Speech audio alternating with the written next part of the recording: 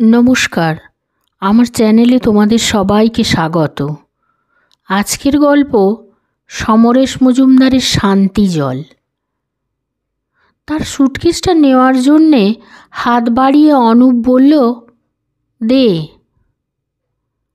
না না, ঠিক আছে। 20 বছরের ছোট ভাই দাদার সুটকেস বইতে চাইবে, এটা স্বাভাবিক, কিন্তু পিতৃবিয়োগের বিজ্ঞাপন শরীরে ধারণ করে থাকলে তাকে কাজটা করতে দেওয়া যায় না। মা কেমন আছেন? অমিতাভ জিজ্ঞাসা করল। এই সময় যেরকম থাকা উচিত, অনুপ নিচু গলায় বলল। রিক্সা স্ট্যান্ডের দিকে যাওয়ার সময় অমিতাভ লক্ষ্য করল সবাই অনুপের দিকে তাকাচ্ছে। একজন কাছে এসে জিজ্ঞাসা করল, কেন? অনুপ চলতে চলতে জবাব দিল, বাবা। যেহেতু অমিতাভর পরনে শার্ট প্যান্ট, পায়ে জুতো, তাই তার দিকে কেউ তাকাচ্ছে না। শোকগ্রস্ত মানুষকে সহানুভূতি দেখানোর জন্য যতটা নয়, তার চেয়ে কৌতূহলের কারণেই সবাই অনুপকে দেখছে বলে মনে হলো অমিতাভর। সে এই শহর ছেড়েছে বহু বছর, বছরে এক আধবার আসে বাবা মার কাছে। বন্ধু বান্ধবরা এখন আর এখানে নেই, তাই যে কদিন থাকে বাড়িতেই থাকে। নতুন মানুষের পক্ষে তাকে চেনার কথা নয়, কিন্তু এখন মনে হলো যিনি মারা গিয়েছেন তিনি কেবলই অনুপের বাবা ছিলেন। রিকশায় বসল ওরা। অনেক বছর পরে, শেষ কবে মনে নেই, এইভাবে পাশাপাশি রিকশায় বসা। রিকশা চলতে শুরু করলে অমিতাভ চারপাশে তাকালো। অনেক নতুন বাড়ি উঠছে, দুপাশে আধুনিক দোকান হয়েছে। অনুপ বলল, আমরা রাত 10টা পর্যন্ত অপেক্ষা করেছিলাম। কিন্তু খবর যখন পেয়েছিলাম তখন কোনো ফ্লাইট নেই। সন্ধ্যের ট্রেন ধরলেও পরের দিন এই সময় পৌঁছাতাম, অমিতাভ বলল। সেই ভেবেই বডিটা আর রাখা হলো না, অনুপ বলল। বডি? অবাক হলো অমিতাভ। বাবার শরীর শেষ সময়ে তোর খোঁজ করেছিল খুব। অমিতাভ মুখ ঘুরিয়ে নিল। বাবার মৃত্যু সংবাদ টেলিফোনে পেয়ে কিছুক্ষণ ঝুম হয়ে বসেছিল। আজ বিকেল 3টে, 600 কিলোমিটার পথ পেরিয়ে মৃত বাবার কাছে পৌঁছতে গেলে 12 ঘন্টা সময় লাগবে। এই মফস্বল শহরে ততটা সময় মৃত শরীর ঠিকঠাক রাখা সম্ভব নয়, তাই 3-4 পর সে এলো। দাহের পরের দিন এলে যা হতো, আজ আসায় তার থেকে অনেক ভালো হয়েছে। কাজকর্ম সব গুছিয়ে আসতে পেরেছে, কিন্তু বাবার মৃত্যু সংবাদ পেয়ে তার একটুও কান্না পায়নি। এক ফোঁটা জল চোখ থেকে বেরিয়ে আসেনি। শুধু চারপাশ ফাঁকা লাগছিল, খুব ফাঁকা। অথচ এই মানুষটার সঙ্গে তার অদ্ভুত সম্পর্ক ছিল। উনি তাকে যতটা অপছন্দ করতেন, ঠিক ততটাই পছন্দ করতেন। নিজের বন্ধুদের কাছে ছেলের প্রশংসা করতেন, আবার সামনাসামনি হলে ওর গাম্ভীর্য ছিল দেখার মতো। ইংরেজি অনার্স ছেড়ে 8 কলেজে ভর্তি হওয়ার খবর পেয়ে এমন ক্ষেপে গিয়েছিলেন যে 1 মাস টাকা পাঠাননি। শেষে মায়ের চেষ্টায় একটু নরম হন। সে সময় ছুটিতে বাড়িতে এলে কথা বলতেন না। তারপর যখন নামি কাগজে চাকরি পেল, সে শেষ পর্যন্ত আর্ট ডিরেক্টর হয়ে গেল, তখন টেলিফোনে বলেছিলেন, জীবন নিয়ে যারা জুয়ো খেলে তাদের অধিকাংশই ফতুর হয়ে যায়। তুমি জিতেছ যখন জয়টাকে ধরে রাখো। এই বাবা মারা যাওয়ার আগে তার খোঁজ করছিলেন কেন? কিছু কি বলার ছিল তার? ভদ্রলোক সারা জীবন তার সঙ্গে এতটা দূরত্ব রেখে গেলেন কেন? আগেকার বাবারা কেন এমন হতেন? গেটের সামনে রিকশা থামতেই বারান্দায় অতনুকে দেখতে পেল অমিতাভ, টুকুনের স্বামী। তাকে দেখে ঘোষণা করল, দাদা এসে গিয়েছে। ভাড়া মিটিয়ে সুটকেস নিয়ে বাগানে পা রাখল অমিতাভ। অনুপ গেট বন্ধ করল। এই সময় টুকুন ছুটে এলো, পরনে সাদা শাড়ি। তাকে দেখেই চেঁচিয়ে উঠল মেয়েটা, চেঁচিয়ে কাঁদতে লাগল। সুটকেস বারান্দায় রেখে বোনের কাঁধে হাত রাখতেই টুকুন তাকে জড়িয়ে ধরে কাঁদতে লাগল। খুব ছেলেবেলায় সে যখন কলেজের ছুটিতে বাড়ি আসতো তখন তাকে এইভাবে জড়িয়ে ধরত টুকুন। সে কত বছর আগের কথা। শোক মানুষদের আচমকা কাছে এনে দেয়। অমিতাভ বলল, কাঁদিস না। আমি বাবার শেষ সময়ে থাকতে পারিনি। টুকুন কান্না জড়ানো গলায় বলল, খবর পেয়ে এসে দেখলাম বাবা ঘুমিয়ে আছে। অতনু বলল, সকালেও ফোনে কথা হয়েছিল, তখন বুঝতে পারিনি। আপনি বসুন, অত দূর থেকে এসেছেন।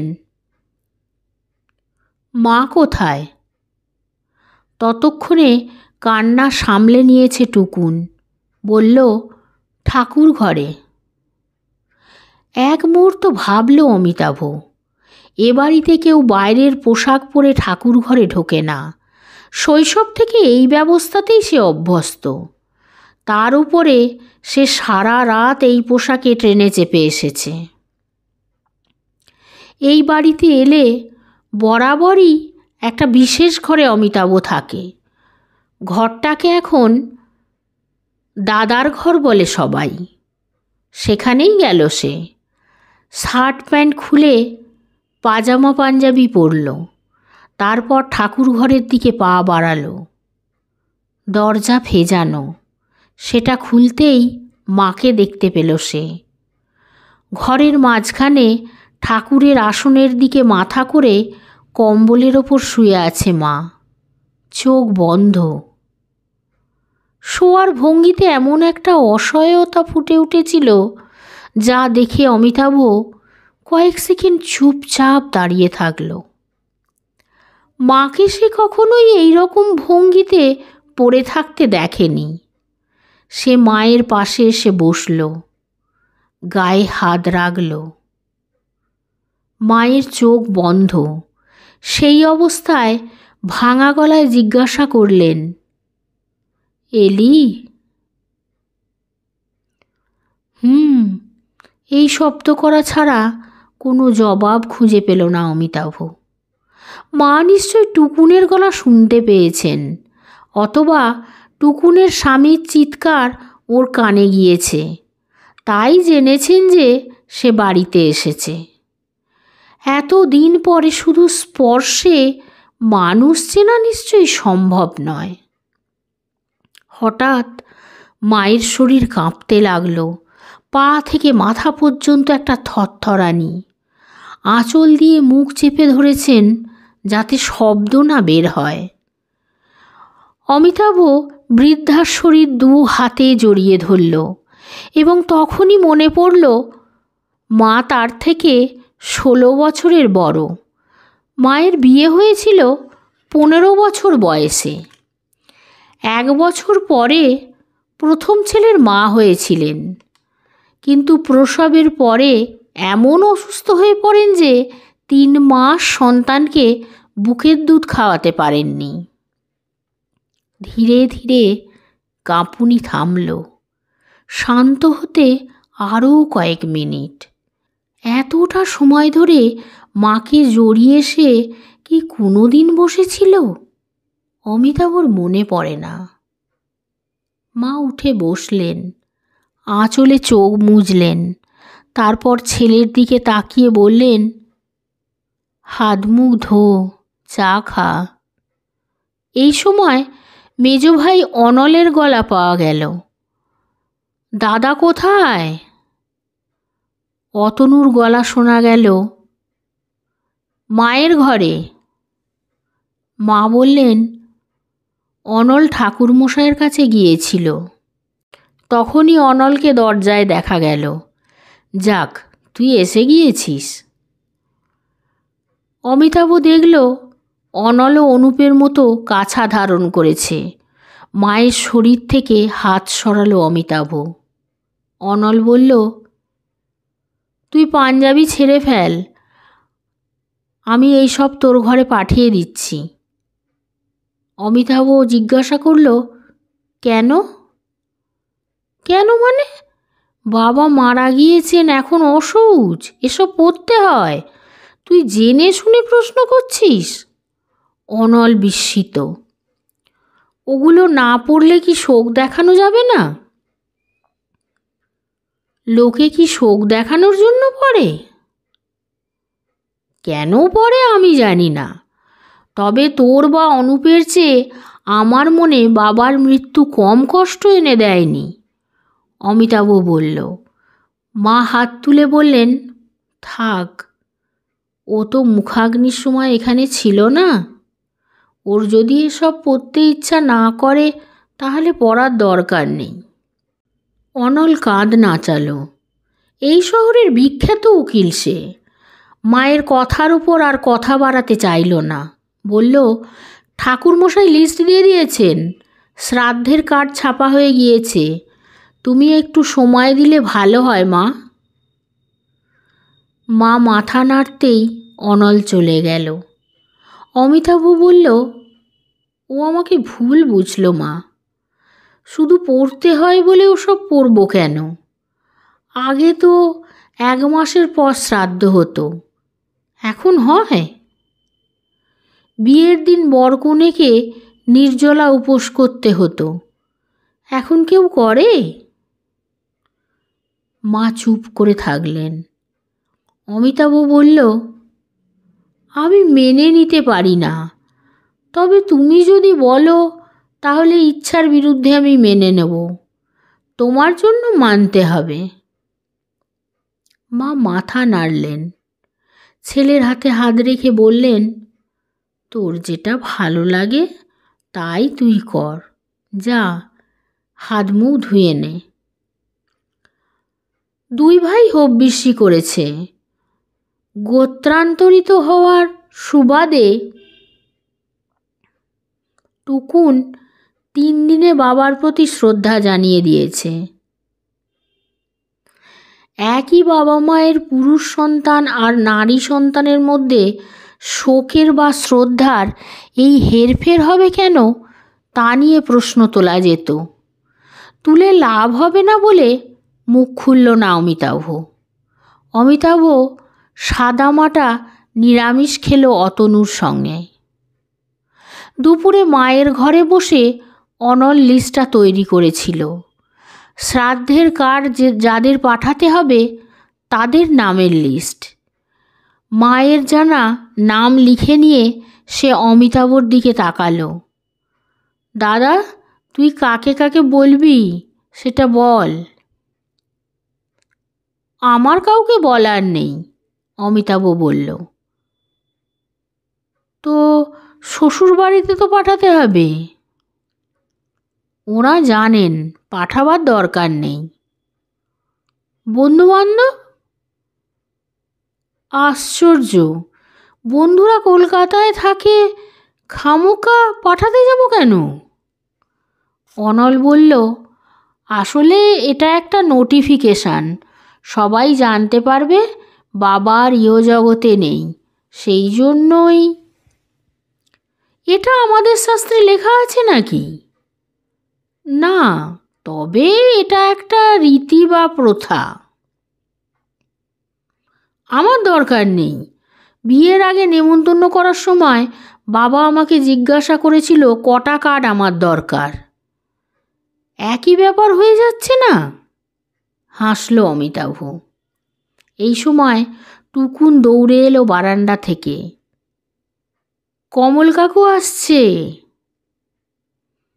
অনল বলল, সর্বনাশ। সর্বনাশ কেন? অমিতাভ জিজ্ঞাসা করল।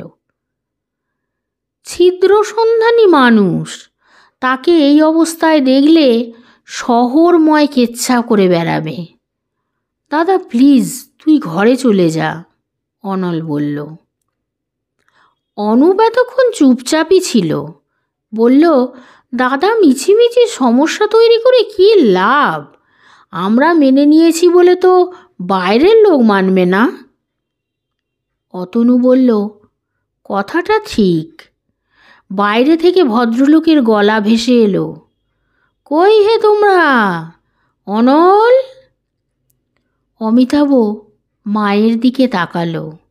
মায়ের মুখে অস্বস্তি।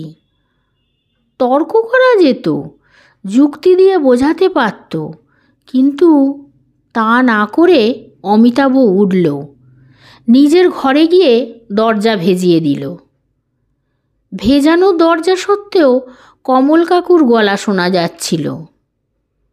ও, তোমরা সব এক জায়গায়? কার্ড লেখা হচ্ছে বুঝি? ভালো ভালো, আমি কয়েকটা নাম দিয়ে দেব।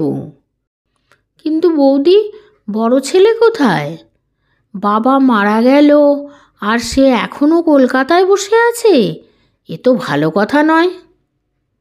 কলকাতায় থাকবে কেন? ও এসেছে। মায়ের গলা। এসেছে? বাহ, কোথায় সে? একবার ডাকো। অনল বলল, দাদা বেরিয়েছে। ও হ্যাঁ, নামগুলো লেখো। এদের দাদা খুব পছন্দ করতেন। আর হ্যাঁ, শ্মশান যাত্রীদের তো বলবেই। আমাদের মিউনিসিপ্যালিটির চেয়ারম্যানকেও নেমন্তন্ন করে এসো। লেখো। অমিতাভ খাটে শুয়ে পড়ল। কলকাতায় তার পরিচিত মানুষগুলো যারা মুসলমান বা খ্রিস্টান নয়, তাদের কাউকেই রোজ পুজো করতে অথবা ধর্মাচরণ করতে দেখা যায় না। তাদের অনেকেই দুর্গাপুজোর সময় বাইরে বেড়াতে যান। কলকাতায় থাকলে মণ্ডপে না গিয়ে বাড়িতে ফুর্তি করে। ধর্মের সঙ্গে তাদের বিন্দুমাত্র যোগাযোগ নেই। বেশিরভাগ মানুষের বাড়িতে ঠাকুর দেবতার ছবি নেই, অথচ বাবা মা মারা গেলেই গালে দাড়ি রেখে পায়ে হাওয়াই চটি পরে কাছা নেয়। শ্রাদ্ধ চুকতে না চুকতে ভাই ভাইয়ের বিরুদ্ধে সম্পত্তির মালিকানা নিয়ে মামলা ঠুকতে উকিলের কাছে দৌড়োয়। অথচ এরা হিন্দু। 1200 বছর আগে যখন বাঙালি বলে কোনো জাত ছিল না, তখন আমাদের পূর্বপুরুষদের কী ধর্ম ছিল? আর্যরা তো বঙ্গভূমিতে আসেনি। অদ্ভুত ব্যাপার। বাড়িতে এখন উৎসবের আবহাওয়া। আত্মীয় স্বজনরা এসে গেছে। এসে প্রথম কয়েক মিনিট শোক শোক মুখ করে থেকেছে। তারপর ওর খবর নেওয়া, মাকে জ্ঞান দেওয়া, মাসিমা আপনি কিন্তু মাছ মাংস ছাড়বেন না, ওসব ছাড়ার কথা কোনো শাস্ত্রে লেখা নেই। মাসিমা, মেসোমশাই কী কী খেতে ভালোবাসতেন বলুন, শ্রাদ্ধের মেনুতে রাখতে হবে তো। ও টুকুন, তুই কি সুন্দর হয়েছিস রে। বাচ্চা না হওয়ায় ফিগার রাখতে পারছিস। আমি তো। ছোট পিসি এসে বললেন, এ কি তুই পাজামা পাঞ্জাবি পরে আছিস? বাপের শ্রাদ্ধ করবি না? অমিতাভ বলল, শ্রাদ্ধ করব। ইয়ার কি নাকি? ও বৌদি, তোমার বড় ছেলের হাতের জল না পেলে দাদা শান্তি পাবে? ও কি সিনে মাস্টার যে ম্লেচ্ছ হয়ে আছে?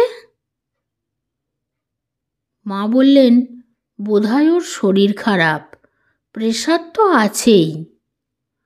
ঘর থেকে বের হতে না চাইলেও সবাই তার ঘরে আসতে লাগলো। ছোট মামা এসে বলল, আরে ছাড়, আজকাল পুরুতকে মূল্য ধরে দিলে সব কিছু করা যায়, তবে দাড়িটা কাটিস না। ও হ্যাঁ, আমার বড় শালার ছেলে জার্নালিজম পড়ছে, তোদের কাগজে একটু দেখিস। বাড়িটা ক্রমশ উৎসবের বাড়ি হয়ে গেল। সব সময় হই হই। এক রাত্রে মাকে একটু একা পেয়ে গেল অমিতাভ। বাবার ছবি বড় করে বাঁধিয়ে নিয়ে এসেছে অনুপ। অল্প বয়সের ছবি, মা একা দেখছিল। অমিতাভ সেদিকে তাকিয়ে বলল, বাবা কেন যে আমার সঙ্গে দূরত্ব রাখত? মা বললেন, শুধু তোর সঙ্গে কেন, আমার সঙ্গেও। তাই? কখনো মনের কথা খুলে বলতো না। তুমি বলতে? প্রথম প্রথম বলতাম, তারপর চুপ করে থাকতাম। কিন্তু তুমি তো বাবাকে ভালোবাসতে। মাকে এই প্রথম হাসতে দেখল অমিতাভ। দূর, ভালোবাসা কি তা বোঝার আগেই তুই এসে গিয়েছিলিস, তারপর সংসারের ঘানি টেলে চলেছি। বাবা? মা এবার গম্ভীর হলেন। কি জানি, এসব কথা থাক। দেখো, সবাই যা বলছে তাই দোকান দিয়ে শুনে চলেছি। শ্রদ্ধা যে কত রকমের হয় তা আগে জানতাম না, কিন্তু এত চেঁচামেচি হুল্লোড় আমার ভালো লাগছে না। টুকুনটাকে দেখো, সারা দুপুর ওদের সঙ্গে ক্যারাম খেলে কাটালো। হয়তো এটাই ঠিক, আমি ভুল বুঝছি। জানিস খোকা, সারা জীবন আমি বোধহয় কোনো কিছুই ঠিকঠাক বুঝতে পারলাম না। ঠাকুরমশাই এসে গিয়েছেন।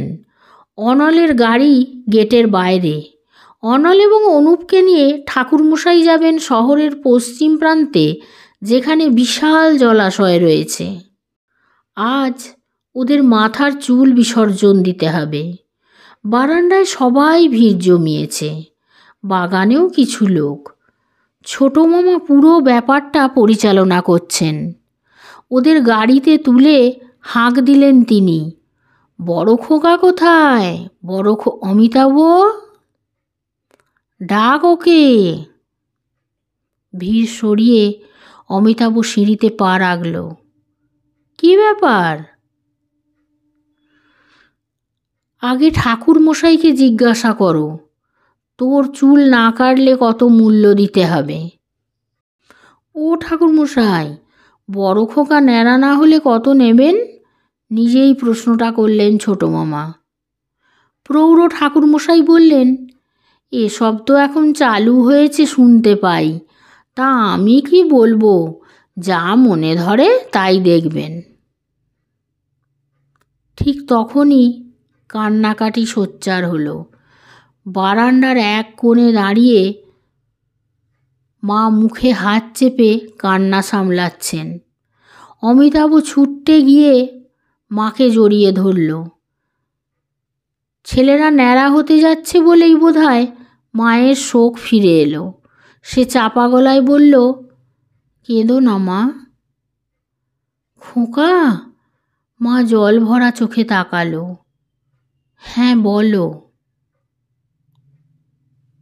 দু হাতে মাকে জড়িয়েছিল অমিতাভ। তোর কি খুব অসুবিধে হবে? ওদের সঙ্গে তুই যেতে পারবি না? চমকে গেল অমিতাভ।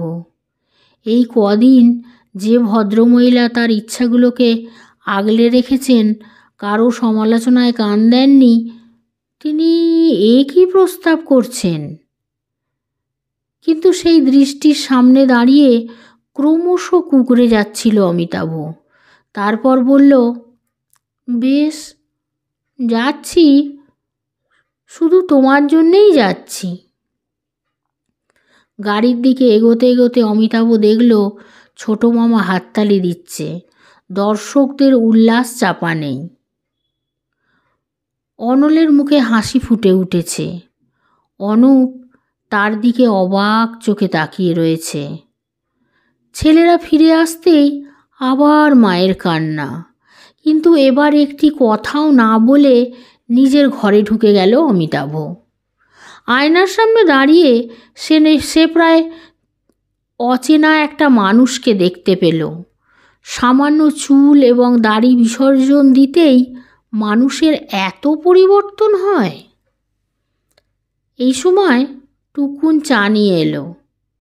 জানিস দাদা, তোদের তিনজনকে এখন এক রকম দেখাচ্ছে। একরকম? হ্যাঁ রে, সবাই বলছে। টুকুন চায়ের কাপ রেখে চলে গেল। আজ শ্রাদ্ধ। ভোর থেকেই ঠাকুরমশাই তার মণ্ডপ সাজিয়ে বসেছেন। যারা বাড়িতে ছিল তারা তো বটেই, বাইরের অতিথিরাও জমতে শুরু করেছেন। এই, ওকে চা দে। না না, একটু মিষ্টি মুখ করতেই হবে। আরে একা কেন? গিন্নিকে নিয়ে এলেন না কেন? ও অতুলদা, আপনার বড় মেয়ে? বাহ, কি সুন্দর দেখতে হয়েছে। কি পরো গো তুমি? এই রকম সংলাপ এ বাড়ির বাতাসে ভেসে বেড়াচ্ছে। বাবার ছবি ঘিরে ফুলের মালা, সামনে ফুলের স্তূপ। বাবা কত সব দেখাদেখি করছেন। বাবা সব দেখছেন। মা বসে আছেন খানিকটা তফাতে, মোড়ায়। ঠাকুরমশাই জিজ্ঞাসা করলেন, গোত্রটা কি যেন? কাশ্যপ, তাই তো? মা মাথা নেড়ে হ্যাঁ বললেন। মায়ের পরনে শুধু সাদা আর সাদা। অমিতাভ আসনে বসে হেসে ফেলল। ঠাকুরমশাই জিজ্ঞাসা করলেন, হাসি কেন? মায়ের গোত্র বিয়ের পর বদলে গেল। স্বামীর গোত্রই তো স্ত্রীর গোত্র হবে। আজকাল তো অনেক মেয়েই 2-3 বার বিয়ে করছে। তাহলে তাকে বারবার গোত্র বদলাতে হবে, তাই তো? ঠাকুরমশাই চুপ করে গেলেন। মা চোখের ইশারায় জানালেন থামতে। প্রথমে যে মুখাগ্নি করবে সে বসবে। অতএব অমিতাভর পালা পরে। সে একটু দূরে চলে আসতে চাইলে কমল কাকা এসে পাশে দাঁড়ালেন। বড় ভালো মানুষ ছিলেন। কে? মুখ ফেরালো অমিতাভ। তোমার বাবার কথা বলছি। তাস খেলতে বসে সবাই একটু আধটু চুরি করতাম, কিন্তু দাদা কখনোই করেনি। আপনারা কি তাস খেলতেন? বেশিরভাগ সময় রামি। রামির নেশা ছিল ওর। বাবা যে রামি খেলতেন এবং চুরি করতেন না জেনে তার কোনো লাভ নেই। তবে এখন মনে হচ্ছে বাড়ির বাইরের মানুষটা বেশ স্বাভাবিক ছিলেন। কোনো উইল করে গিয়েছেন? কিসের উইল? এই বাড়ি সম্পত্তির? আমি জানি না, খোঁজ নাও। এই নিয়ে তো ভাই ভাই বিরোধ হয়। এ ব্যাপারে আমার কোনো মাথা ব্যথা নেই। আপনিই বা কেন এত মাথা ঘামাচ্ছেন বুঝতে পারছি না। পকেট থেকে সিগারেটের প্যাকেট ইচ্ছে করে বের করতেই কমল কাকা দ্রুত সরে গেলেন। ঠাকুরমশাই মন্ত্র পড়ছেন। সুরে এবং দ্রুত উচ্চারণ করা শব্দাবলী কেউ বুঝতে পারছে বলে মনে হলো না। আসনে বসে ঠাকুরমশাই যা যা করতে বলছেন তাই সে করে যাচ্ছিল। অমিতাভর মনে হচ্ছিল এই অর্থহীন ব্যাপারগুলো শেষ হলে সে বাঁচে। হঠাৎ কানে এলো ঠাকুরমশাই একটা কলা পাতায় চাল কলা ইত্যাদি মেখে বলছেন, এই পিণ্ড ওই ফাঁকা জায়গায় রেখে এসো। কেন? একটা কাক এসে খাবে, একটা খেলেই হলো। আদেশ পালন করল অমিতাভ। ঠাকুরমশাই বললেন, এবার বলো। সংস্কৃত শব্দগুলো বুঝতে দুবার বলালো সে। তারপর মাথা নেড়ে বলল, সরি, আমার পক্ষে এই কথাগুলো বলা সম্ভব নয়। কেন? ঠাকুরমশাই অবাক। সংস্কৃতে কি বলেছি বুঝেছ? হ্যাঁ। আমি উঠলাম। অমিতাভ উঠে দাঁড়ালো। মা হতভম্ব। ছোট মামা ছুটে এলো। কি হয়েছে? উঠছিস কেন? কমপ্লিট হয়নি এখনো। উনি আমাকে বলতে বলছেন, আমার বাবা এখানে প্রেত হয়ে ঘুরে বেড়াচ্ছেন। তার আত্মার শান্তির জন্য আমি ওই পিণ্ড দান করেছি। তিনি যেন কাক হয়ে এসে তা খেয়ে নেন। আমার বাবাকে আমি প্রেত বলে ভাবতেই পারি না। ওই পিণ্ড না খেলে যদি তার মুক্তি না হয়, তাহলে তিনি এই বাড়িতেই থেকে কারো অমঙ্গল করবেন। প্রেত তো অমঙ্গল করে। সরি। সে আসন ছেড়ে ভেতরে পা বাড়াতে অনল এগিয়ে গেল। ঠিক আছে, বলুন কি করতে হবে, আমি বসছি। শ্রাদ্ধ বাড়িতে হই হই পড়ে গেল। পিতামহ প্রপিতামহরা এতদিন যা করে এসেছেন তাকে ভুল বলার জন্য একদল সমালোচনা শুরু করে দিল। আর এক দল, যাদের সংখ্যা কম, তারা বলল, ওই ভূত প্রেত বলতে গেলেন কেন ঠাকুরমশাই? না বললেই তো হতো। এখন ভর দুপুর। অমিতাভ চুপচাপ শুয়েছিল নিজের ঘরে দরজা ভেজিয়ে। নিজেকে দলছুট বলে মনে হচ্ছিল অমিতাভর। শ্রাদ্ধ চুকে যাওয়ার পর ওদিকে খাওয়া দাওয়ার উৎসব চলছে। ওই সময় মা এলেন ঘরে। এসে দরজা ভেজিয়ে দিলেন। উঠে বসল অমিতাভ।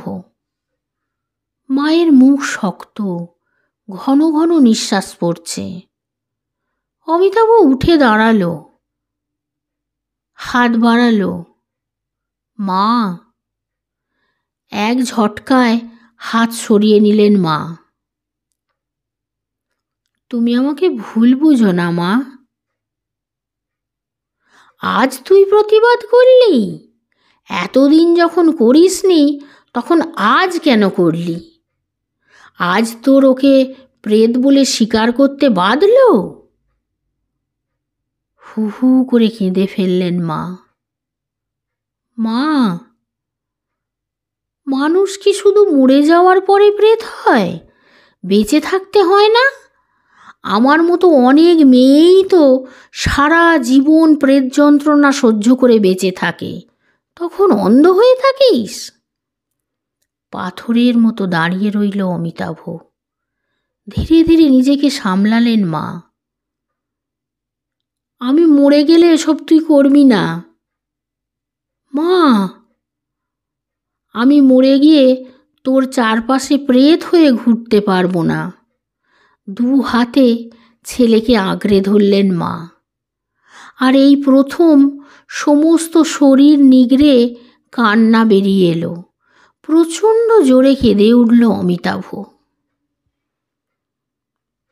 আজকের গল্পটি এখানেই শেষ হলো। ধন্যবাদ।